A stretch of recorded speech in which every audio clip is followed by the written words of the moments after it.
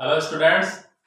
आइए आज हम फिर एक नए टॉपिक पर कुछ बहुत ही इम्पोर्टेंट क्वेश्चंस जो आपके एग्जाम के पॉइंट ऑफ व्यू से बहुत इम्पोर्टेंट हैं, आपके टर्म एग्जाम में ऑब्जेक्टिव टाइप क्वेश्चंस और फिल इन द ब्लैंक्स जैसे क्वेश्चंस आप आसानी से अटेंड कर सकते हैं और आपका टॉपिक भी बहुत अच्छे से क्लियर हो जाएगा। तो आज का हमारा टॉपिक है सिंथेटिक फाइबर्स। देखिए, फाइबर्स को हम दो कैटेगरी में डिवाइड करते हैं। उन कैटेगरीज पर बात करेंगे, उन क्वेश्चंस पर बात करेंगे, different type of synthetic fibres में हम बात करेंगे। हमारा पहला क्वेश्चन हम शुरू करते हैं। The fibres we obtain from plants and animal, they are known as natural fibres. जो हमें प्लांट और एनिमल से मिलते हैं, जैसे कॉटन मिलता है, एनिमल से हमें सिल्क मिलता है, वूल मिलती है, प्लांट से एक जूट वगैरह मिलता है, तो they are naturally grown fibres, so they are known as natural fibre. प्राकृतिक रूप से प्रकृति में अपने आप उगते हैं, उसमें ह्यूमन बीइंग का कोई इंटरफेयर नहीं है, तो they are known as natural fibres.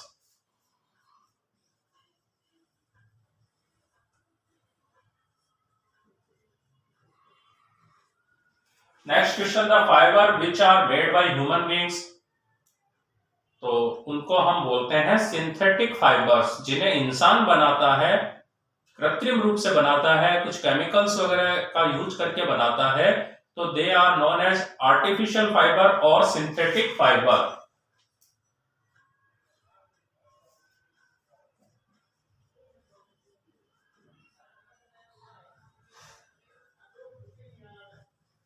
हमारा तीसरा क्वेश्चन है कि Greek word polymer, polymer is derived from. So poly means होता है मैनी एंड मर मीन्स होता है पार्ट या यूनिट। तो एक जैसी बहुत सारी यूनिट से मिलकर कोई चीज बनती है। उन यूनिट्स को हम पहले जो एक जैसी यूनिट्स होती हैं उन्हें हम मोनोमर बोलते हैं, और मोनोमर बहुत सारे मिलकर के पॉलीमर बनता है, और वो पॉलीमर ही सिंथेटिक फाइबर्स को बनाते हैं। अगला हमारा क्वेश्चन है, synthetic fibre and plastics are made up of. तो ये किससे बनते हैं? Synthetic fibre and plastic polymer से।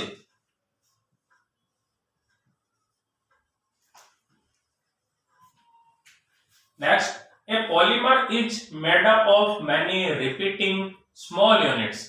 पॉलीमर जो होता है कुछ स्मॉल यूनिट्स के मिलने से बनता है। जैसे एक माला, मोतियों की जो माला होती है उसमें बहुत सारे मोती पिरोए जाते हैं तो एक माला बनती है।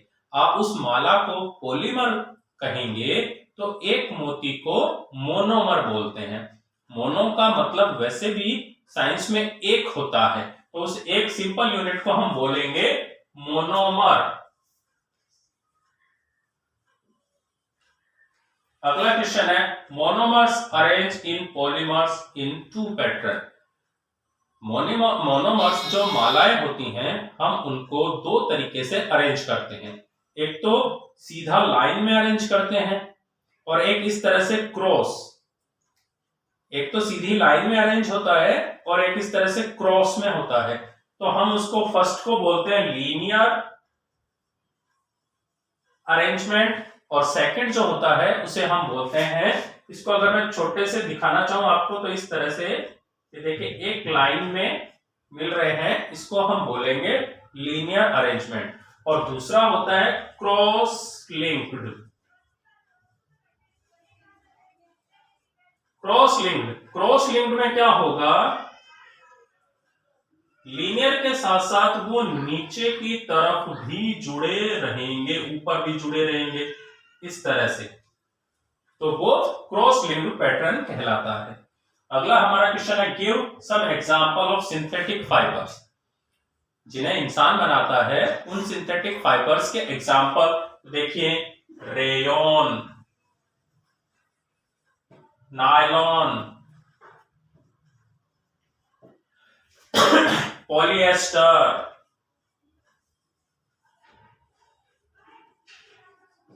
Acrylic. These are the examples of synthetic fiber. कृत्रिम रूप से जो इंसान बनाता है उसमें रेयॉन, नायलॉन, पॉलिएस्टर, एक्रिलिक, कई तरह के सिंथेटिक फाइबर्स होते हैं।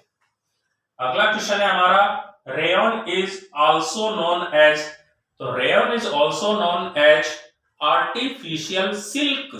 आप जानते हैं सिल्क रेशम बहुत मुलायम और चमकदार होता है, रेयॉन भी उस सिल्क से मिलता जुलता ही होता है, लेकिन चूंकि हम इसको कृत्रिम रूप से आर्टिफिशियली बनाते हैं तो इसको आर्टिफिशियल सिल्क भी बोलते हैं। तो rayon is also known as artificial silk. और next question is, rayon is made by, rayon किससे बनता है?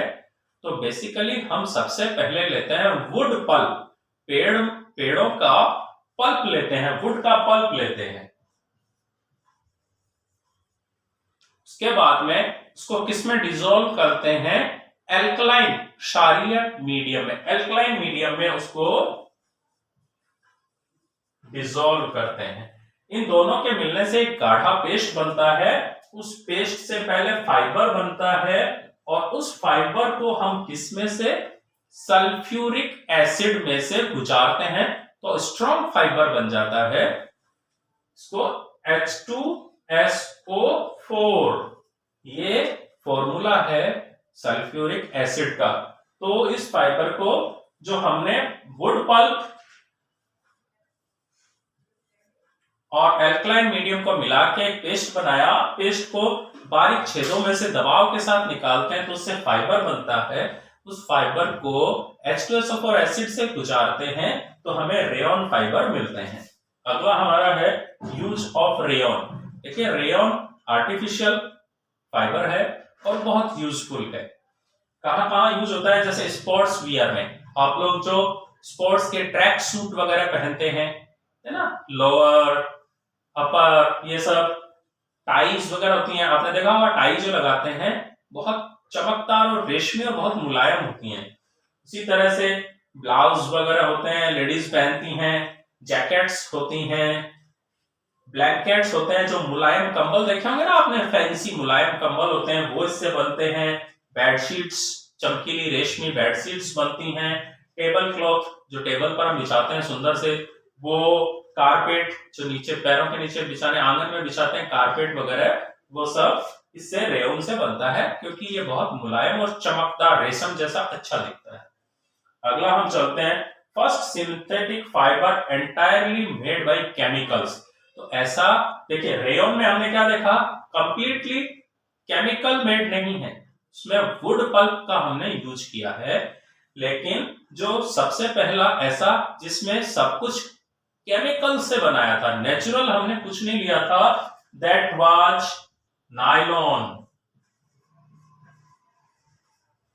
अगला हम चलते हैं, हमारा क्वेश्चन है nylon name was derived from, किससे बना था नायलॉन? तो देखिए जिस कंपनी ने सबसे पहले नायलॉन बनाया था उसके दो मेट्रो सिटीज, बिग सिटीज में उसके ऑफिस और फैक्ट्रीज थी। NY से था न्यूयॉर्क, NY न्यूयॉर्क, और दूसरा उसका ऑफिस था लंदन में, तो लंदन से LON लिया तो NYLON, नायलॉन ऐसे बना है। हमारा अगला क्वेश्चन है, which synthetic fiber were considered as stronger than steel fiber? तो स्टील से भी मजबूत, टेंजाइल स्ट्रेंथ, खींचने पर भी टूटे नहीं, ऐसा फाइबर माना जाता है नायलॉन को। हमारे अगले क्वेश्चन की तरफ बढ़ते हैं हम। नायलॉन गारमेंट्स आर लाइट, कुछ यहां विशेषता की बात कर रहे हैं। नायलॉन के जो कपड़े होते हैं वो बिल्कुल वजन में हल्के होते हैं, रिंकल रेजिस्टेंट होते हैं, उनमें सले नहीं पड़ती, आप उनको कितना ही ऐसे दबाओ चारों तरफ कैसे बैठो उन कपड़ों में, सिल्वर रिंकल्स नहीं होती हैं, ड्यूरेबल होते हैं, इजी टू वॉश होते हैं, आसानी से उनको धोया जा सकता है, और ड्यूरेबल टिकाऊ मजबूत होते हैं। नायलॉन से हम क्या क्या बनाते हैं? देखिए, नायलॉन हम जानते हैं कि बहुत मजबूत होता है, इसको स्टील के तार से, वायर से, स्टील वायर से भी मजबूत माना जाता है। तो इससे रोप्स बनती हैं, जो पहाड़ों पे चढ़ने के लिए क्लाइंबिंग रोप्स, रस्सियां होती हैं, वो बनती हैं। आपके फिशिंग नेट, मछली पकड़ने के जाल बनते हैं। पैराशूट्स, जो हवाई जहाज से कूदते हैं ना, पैराशूट छतरी जिसके सारे कूदते हैं वो। सॉक्स मतलब जुराब वगैरह, आपकी टूथ ब्रशेस जो करते हैं उनके ब्रिसल सफेद जो होते हैं तार से ब्रश में, वो सारे नायलॉन से बनते हैं। कॉम्ब, कंघे वगैरह भी नायलॉन से बनते हैं। तो ये 15 क्वेश्चन आपको अच्छे से समझ आए होंगे। इसके बाद में आगे हम और उन पर भी बात करते हैं, पॉलिएस्टर, एक्रिलिक, उन पर भी बात करते हैं। पहले आप इसका स्क्रीनशॉट ले लीजिए ताकि आपको प्रैक्टिस कर। आप लोगों ने स्क्रीनशॉट ले लिया होगा 15 क्वेश्चन कि भी नायलॉन का क्या क्या यूज होता है, जो मैंने आपको बताया। इससे rope, stands, fishing net, parachutes, comb, कंघे, ब्रशेज, ये सब बहुत सारी उपयोगी चीजें बनती हैं। तो बच्चों, बढ़ते हैं हमारे अगले क्वेश्चन की तरफ। Polyester is manufactured from, polyester किससे बनता है? तो एक्चुअल में पॉलिएस्टर पेट्रोलियम प्रोडक्ट से बनता है। तो हम इसे लिखेंगे पेट्रोलियम प्रोडक्ट से बनता है।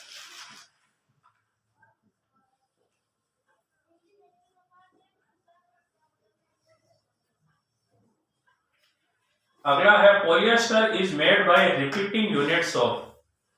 पॉलिएस्टर, जैसे मैंने पहले ही आपको बताया था कि जितने भी सिंथेटिक फाइबर हैं, आप ये मानिए कि वो एक मोतियों की माला है। अलग अलग तरह के मोतियों की माला अलग अलग फाइबर का निर्माण करती है, बनाती है। तो पॉलिएस्टर वाली माला के मोती को हम क्या कहेंगे? आसान रूप में अगर मैं कहूं तो उसकी यूनिट को हम क्या कहते हैं? वो है एस्टर।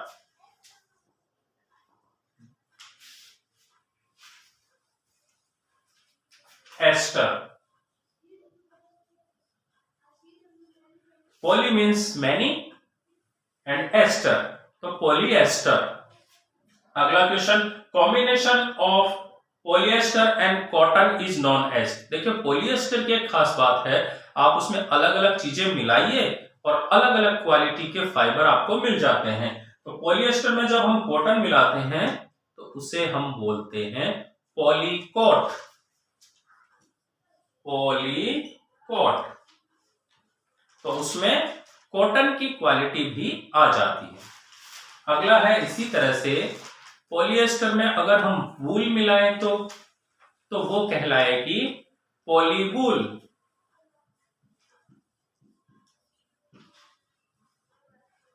और इसमें क्या होगा?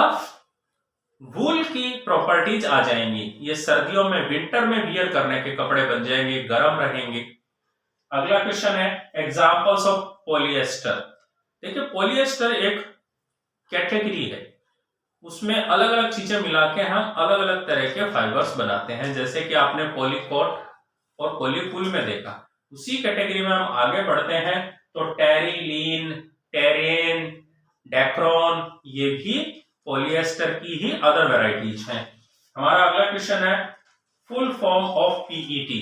देखिए, ये भी पॉलिएस्टर में ही आता है। तो पीईटी का फुल फॉर्म है पॉली इथाइलिन टेरेफ्थलेट।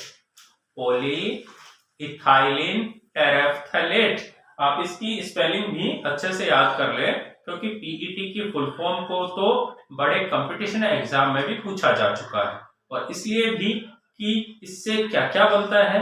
तो आजकल आप देख रहे हैं जो प्लास्टिक बोतल्स होती है, हम पानी वगैरह पीने में इन सब में यूज करते हैं, तो प्लास्टिक बोतल्स जो है इससे बनती हैं। फिल्म, जो पतली फिल्म, एक्सरे फिल्म वगैरह उस तरह की आती हैं, वो बनती हैं।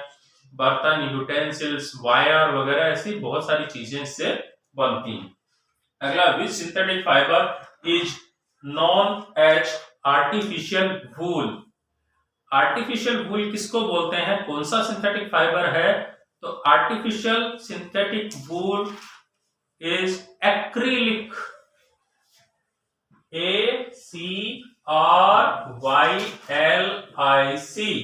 Acrylic is also known as artificial wool. ये वूल की प्रॉपर्टी होती है और आर्टिफिशियली इसको बनाया जाता है। अब हम लास्ट टॉपिक की तरफ बढ़ रहे हैं।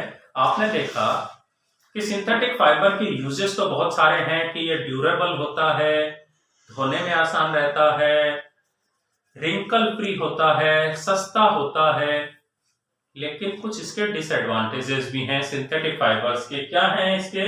एक तो ये जो है पानी को, स्वेटनिंग को एब्जॉर्ब नहीं करता। आप सिंथेटिक फाइबर के कपड़े पहनते हैं, गर्मियों में आप बहुत अनकंफर्टेबल हो जाएंगे क्योंकि ये पसीने को, पानी को सोखता नहीं है, तो आपको बहुत हॉट एंड ह्यूमिड कंडीशन में तो गर्मियों में बहुत परेशानी ये करते हैं।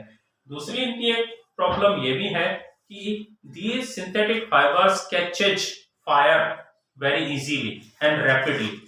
आग को ये बहुत जल्दी, ये एक तरह का प्लास्टिक ही है, आग को बहुत जल्दी से पकड़ता है और उसके बाद में ये मेल्ट होकर शरीर से चिपक जाती है। अगर किसी व्यक्ति ने सिंथेटिक फाइबर के कपड़े पहने हैं और अगर कहीं वो आग में आ गया उसकी चपेट में, तो उसके लिए और ज्यादा खतरनाक काम हो जाएगा क्योंकि ये प्लास्टिक की तरह पिघल के और उसके शरीर से चिपक जाएगा जो ज्यादा बर्निंग करेगा। तो हमें ये ध्यान रखना चाहिए कि किचन में और लैब में इन सिंथेटिक फाइबर से बने हुए कपड़ों का यूज नहीं करना चाहिए। तो मेरे ख्याल से आपको सिंथेटिक फाइबर बहुत अच्छे से क्लियर होगा। क्वेश्चंस के थ्रू हम टॉपिक को ज्यादा अच्छे से समझते हैं, तो आप ये छोटे छोटे क्वेश्चन हैं तो आप इनको अच्छे से लर्न करिए इस टॉपिक पर। वैसे भी short answer questions, objective questions, fill in the blanks, true false जैसे ही आते हैं। इन टॉपिक पर बड़े लॉन्ग आंसर क्वेश्चंस नहीं आते हैं, तो आप इनको रिपीट कीजिए, टॉपिक बिल्कुल 100% आपको क्लियर हो जाएगा। वीडियो आपको पसंद आया हो तो इसको लाइक, शेयर एंड सब्सक्राइब भी कीजिए। Thank you.